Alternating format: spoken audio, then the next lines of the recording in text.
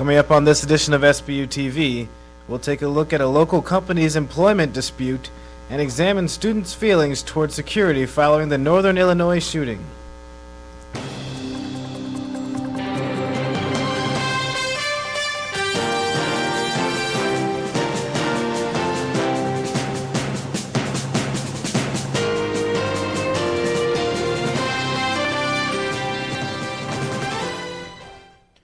Welcome to this edition of Sbu TV News. I'm Rob Cannon. And I'm Vanessa Diaz. The ongoing contract dispute between Dresser Rand and the members of Local 313 in Painted Post may soon shake up the Olean and St. Bonaventure communities. Chelsea Eggleston explains. Dresser Rand created a stir in the southern tier last year by refusing to settle a contract with more than 400 workers. In December, after a 17-week strike, about 280 employees returned to the plant. But Union President Steve Coates says these people are working for smaller paychecks and a frozen pension. They're also being forced to pay more for health insurance. According to Coates, Dresser Rand CEO Vince Volpe has made cuts like these before. He says a collective bargaining contract was forced on workers in Wellsville in 2006. They took approximately a $13 million cut in their contract. A couple months later, Mr. Volpe and some members of his executive leadership team sort of split up $13 million.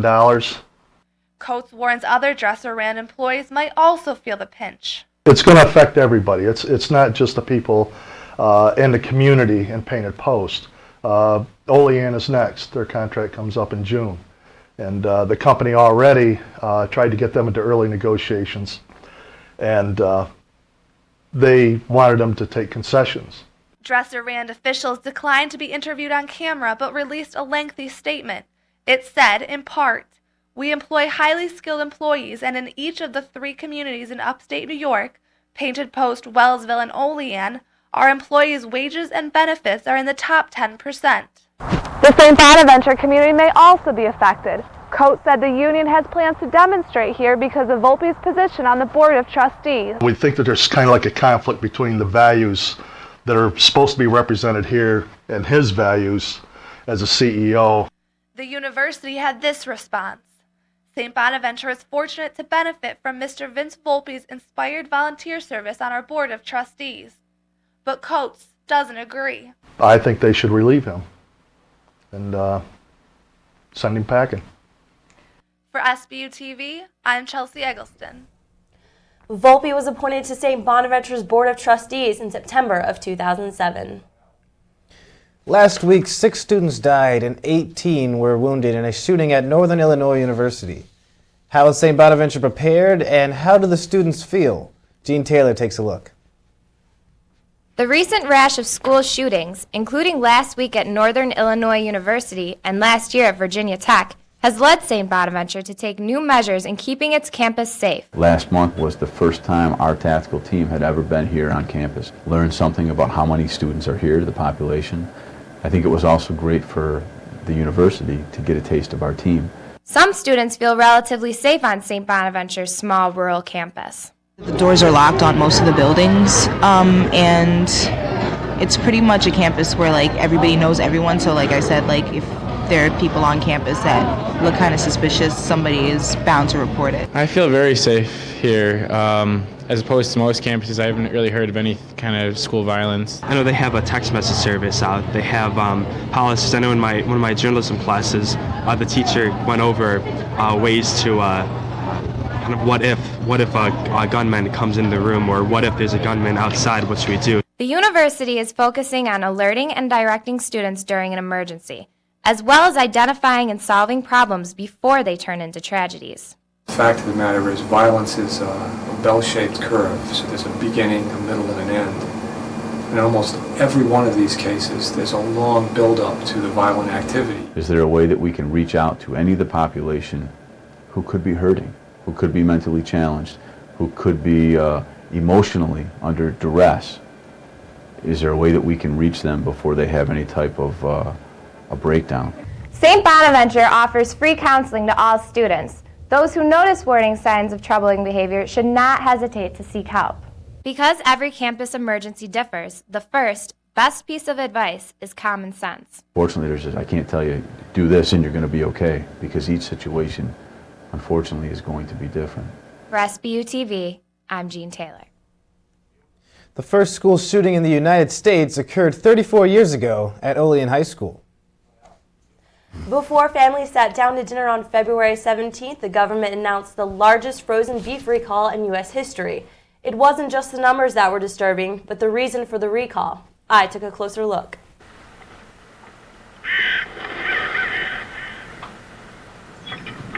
Here we go. Foot massage.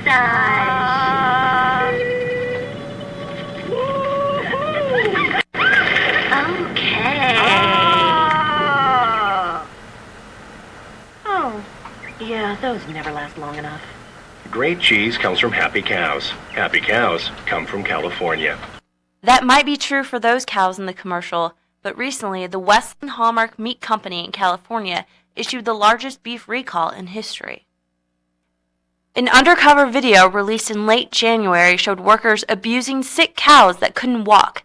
They're also known as downer cows. The government banned downer cows from the food supply since they pose a higher risk of, among others, mad cow disease. However, agricultural officials said there was little health risk from the recalled meat because of pre-slaughter inspections and because much of the meat had already been consumed. The 143 million pounds of recalled meat went mainly to use in school lunch programs. Most schools received no recalled beef, but several were notified not to serve some of the product they had received, including those in the Allegheny Limestone Central School District. We contacted Personal Touch Food Service Incorporated, which provides the Olean City School District. A spokesperson said the city district did not have any connection with the Westland Hallmark Company, and they had received no recalls. We've heard about inhumane treatments to cats and dogs, but what about animals used for the food supply? Is there a difference? It does seem to be real prevalent, unfortunately, because people, I don't think they view like a cow the same as a dog. So if a cow didn't get fed that day or didn't get taken inside, they seem to blow it off. And well, it's a farm animal, and will eventually be getting killed. So why should we take better care of it? That's one of my biggest problems, especially considering some of those animals. Pigs are like the third smartest animal in the world, and yet we just see them as a hot dog. On the Westland Hallmark website's homepage, the company president said, "Words cannot accurately express how shocked and horrified I was at the depictions contained on the video that was taken. We are cooperating with the USDA investigators on the allegations of inhumane handling and treatment, which is a serious breach of our company's policies and training. Will this change people's perception about eating meat?" I already had friends coming up to me expressing that they feel bad that this is going on, so I think so. And I think that right now, with that being publicized, I think there's a lot of awareness, so people will probably be really careful, maybe cut back, maybe not eat it all. And the goal is actually to to have everybody actually stop and think, what are you eating? For Sbu TV, I'm Vanessa Diaz. For now, the Westland Hallmark Company has been closed and are now facing 5 felony counts of cruelty to animals and 3 misdemeanors to moving sick cows with a forklift. A local cemetery will receive a facelift courtesy of area citizens after vandals desecrated the site. Last fall, 56 gravestones were either painted with swastikas or knocked off their foundation at Mount View Cemetery in Olean. In October, cemetery executive Bradley Spick told Sbu TV there was a way to repair the vandalized tombstones. It's not going to be a cheap endeavor to do by any stretch, but ultimately we found a environmentally friendly, water-soluble solvent. Now, thanks to almost 50 local givers, restoration will begin this spring. Mount View Cemetery Association received a check of $438 to cover the $300 cost of the cleaning compound required to remove the swastikas. The money will also pay for the equipment and operation fees necessary to remount the collapsed tombstones. Crandall's Memorials is contributing the rest of the money needed to finally place the cemetery back to its original piece. We'll examine a regional hepatitis scare, and we'll give you some tips on how to avoid feeling blue during the long winter months.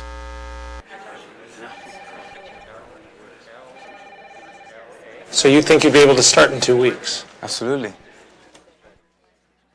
Very impressive, Mr. Gonzalez. We'll be in touch. Thank you. It was nice meeting you both. Thank you. Good luck. Thought he was pretty good.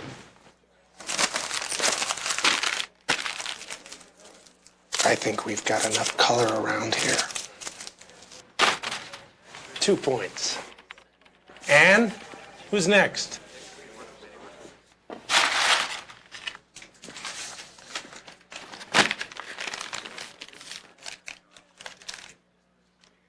You dropped this. Imagine the power of one voice. Find yours at freedomcenter.org. Welcome back to Sbu Tv. The lunar eclipse is a rare natural phenomenon that you don't need a television to watch. But in case you missed the show on February 20th, Caroline Bayard took a second look. Wait, come here. What? Do you see this? Well, that is cool. People all around the world looked up Wednesday to watch the total lunar eclipse. But anyone who braved the bitter cold temperatures of the southern tier can tell you that the clear night sky made for a pretty amazing show. I heard a lot about it, and I'm really upset that I wasn't able to catch it. It was cool. It was cool to watch, but I didn't have my lawn chair out. It was a good eclipse. I mean, a good example of an eclipse. Especially it was unusually clear last time. I thought it was pretty interesting. I had to Wikipedia what a lunar eclipse was. I really had no idea, but I mean, it was an interesting concept, and I enjoyed seeing it. Wikipedia states that a lunar eclipse occurs whenever a full moon passes through some portion of the Earth's shadow, which can only happen when the sun, Earth, and moon are almost exactly aligned in that order. Dr. Kiefer explained. What's happening is that the Earth is blocking the sunlight from reaching the moon, and so the moon looks darker to us. The eclipse began around 10 p.m. and lasted A couple of hours, 90 minutes to 2 hours. I thought the best place to watch Wednesday night's eclipse would have been the observatory behind me at St. Bonaventure University's campus, but Dr. Kiefer told me I was wrong. Of course, an eclipse like that is one of those things that doesn't really help to have a telescope because the moon is so big. The very best spot would be out away from town where there are no streetlights and that sort of thing. Don't be mistaken when you hear about a solar eclipse occurring this August, because they're actually very different. Solar eclipse, it's the other way around. The moon is between the Earth and the sun and blocks the sun rays from reaching the Earth. I remember from back in elementary school, there was a solar eclipse, and we had to make some sort of box or wear sunglasses so we didn't go blind, but I'm happy we didn't go blind last night. Anyone who missed Wednesday's total eclipse will have to wait until December 21st, 2010 to see the next one. 2 more years. Too bad I missed it last night. I'm a little upset, but I mean, I could wait. I like eclipses. Caroline Bayard for Sbu TV. The next solar eclipse will occur August 1st, 2008, and last only 2.5 minutes. A recent hepatitis scare in Erie County has caused health officials throughout the state to take a look at their own plans for fighting epidemics. How well is Cattaraugus County prepared? Kaitlyn Dean has the story. An employee at a Buffalo supermarket tested positive last week for hepatitis A, a liver disease caused by a virus. This caused concerns about the disease being spread through raw produce, and more than 10,000 sought preventative treatment. Cattaraugus County's health department has already thought about how it would handle a similar crisis. We have pretty much set up how we would respond in an emergency situation. We are working on pandemic flu. And the idea is there, if an outbreak occurred, that you would do so many of the population within 48 hours. The county has had some experience dealing with hepatitis A outbreaks in the past. Outbreaks at places like a sub shop, a major ball event, ball game, and many contacts with that. At times we've done hundreds of contacts. What if a larger outbreak occurred? I think we would be ready. We would have to get vaccine and just set up where it would be offered. You get your paperwork together, you brief your nurses, and your clerical people who are always so much help. You get some police help to park cars. Treatment for this virus involves an immunoglobulin injection for those under 1 and over 40. Everyone else is given a hepatitis A vaccination. We are adding it as of this year into the immunization schedule for children at age 1. How can you protect yourself from this virus? Prevention of hepatitis A is rather easy if you wash your hands every time you go to the bathroom.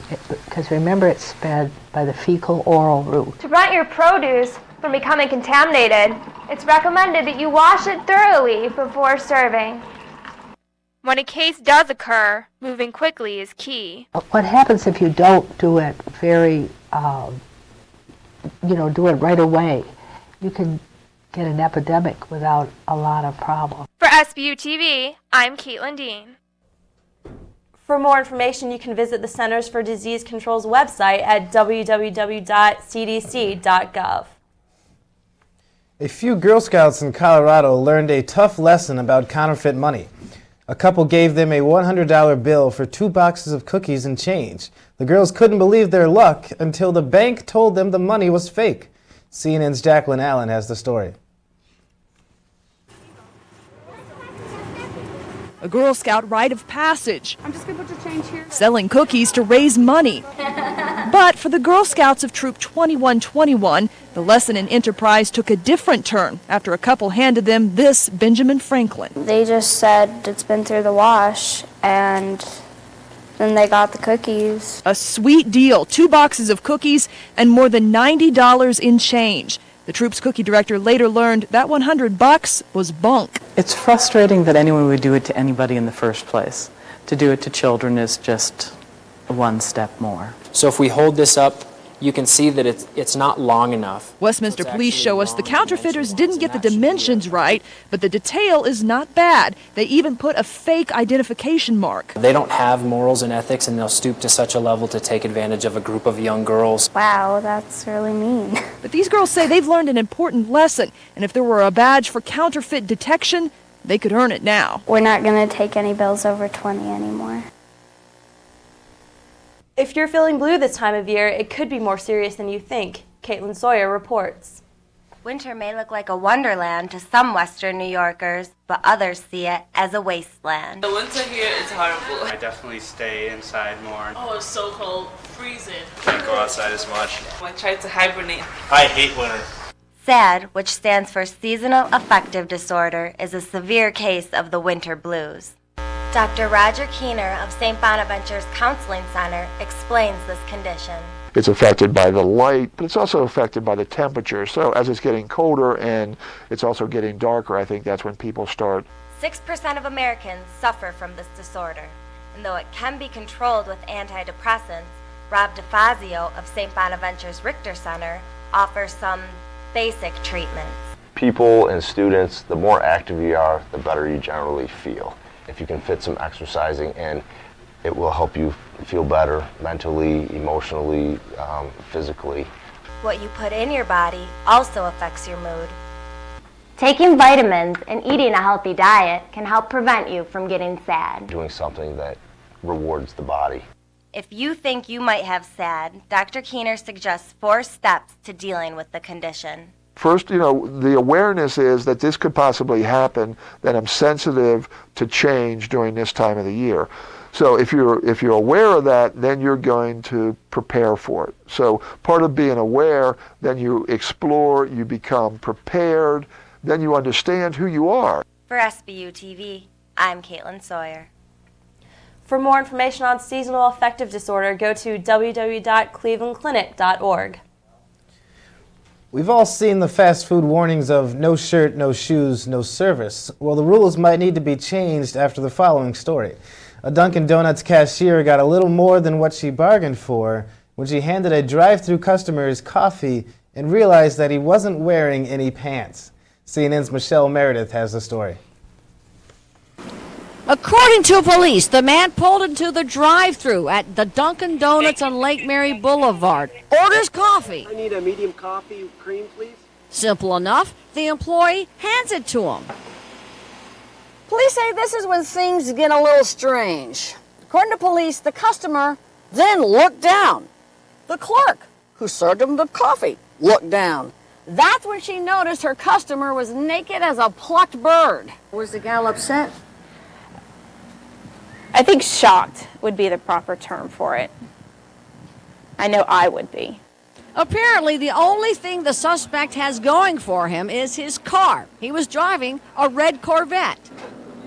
Well, I noticed that you have a red Cougar. Yeah, but I don't do. I wait till I get back down the house to do stuff like that. Needless to say, in Lake Mary, theories about the flasher are flying faster than the donuts. It's a redneck that stole somebody's Corvette. At the Daytona 500? At the Daytona 500. He's trying to get back home. How do you know? That's what they do. They get drunk, they go get naked or whatever. I think it's crazy. I think these girls that had to be exposed to that, exposed to that. Police don't have much to go on. They know the suspect is bald, has no pants, and loves coffee from Dunkin' Donuts. Coming up next in sports, the women's basketball team shows their heart against nationally ranked George Washington. And the Sabres face off with Toronto. 2-0 with his power play goal from the... Daddy, why is the sky blue? Well, to match your pretty eyes. Nope, not even close. See, all colors have wavelengths that are diffused by oxygen and nitrogen. Since blue is the shortest wavelength, it's diffused up to 10 times more. Who taught you that? Mommy? By age 12, too many girls lose interest in math and science and their chance at future jobs. Keep her interest alive. Know why mathematics is the basis of life as we know it? You tell me. It's her future. Do the math.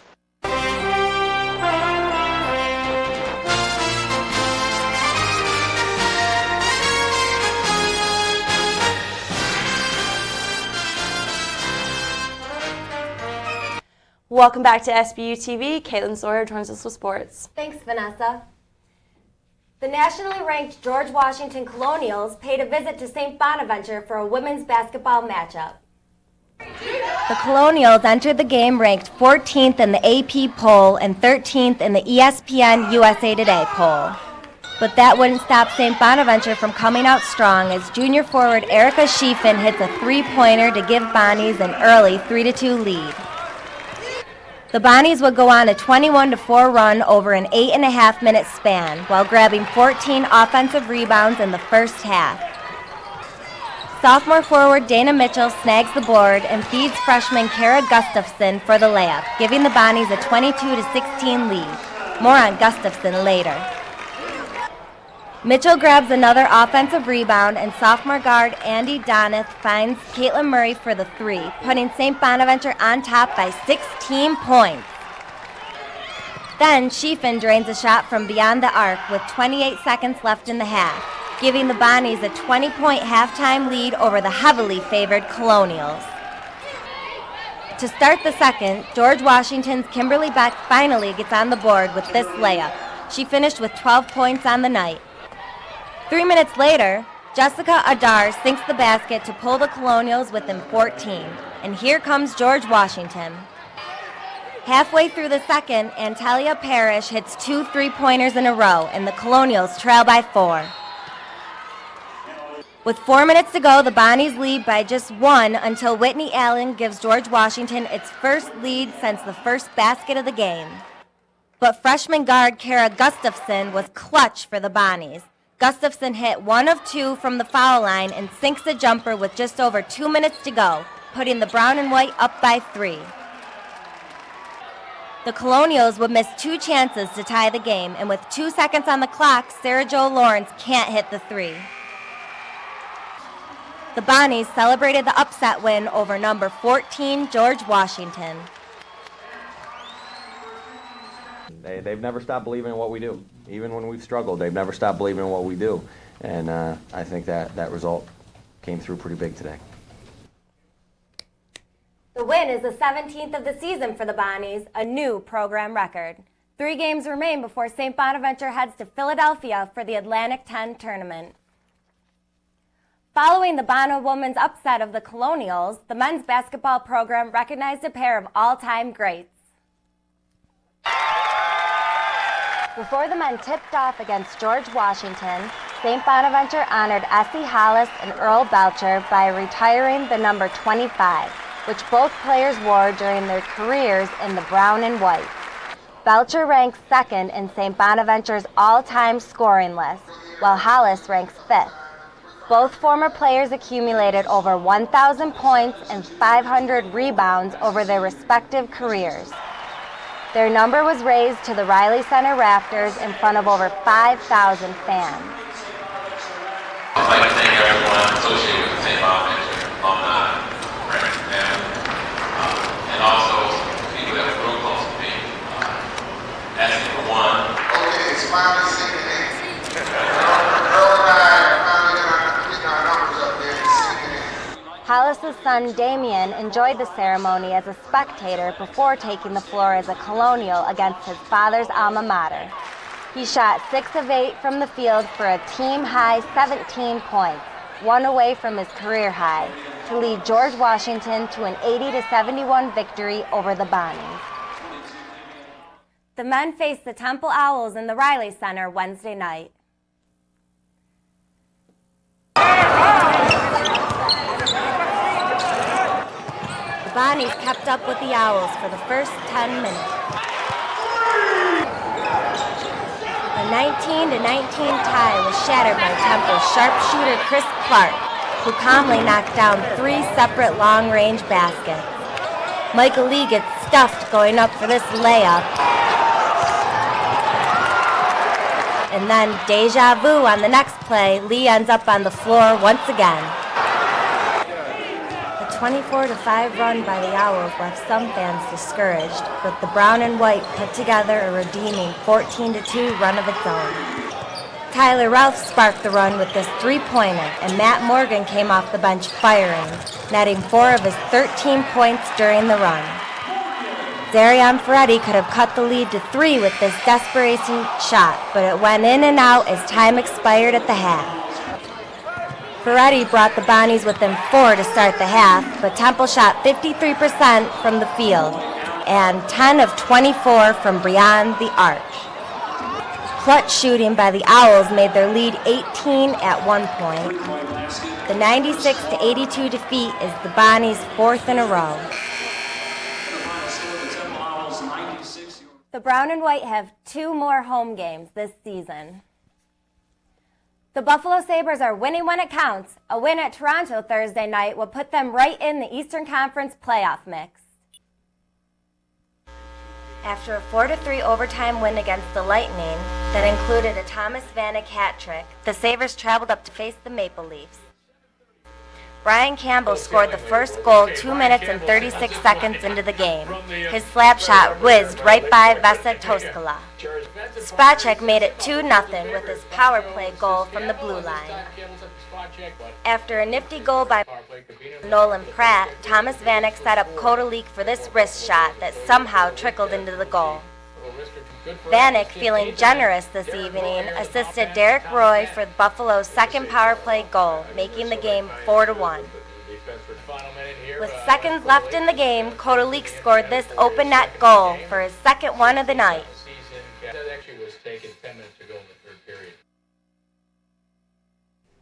The Sabres are now in 7th place in the East. The 8th place New York Rangers come to Buffalo Saturday.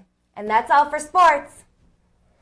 That's all for this edition of SBU TV. I'm Vanessa Diaz. And I'm Rob Cannon. For Kaitlin, Sawyer, and all of us here at SBU TV, have a great week.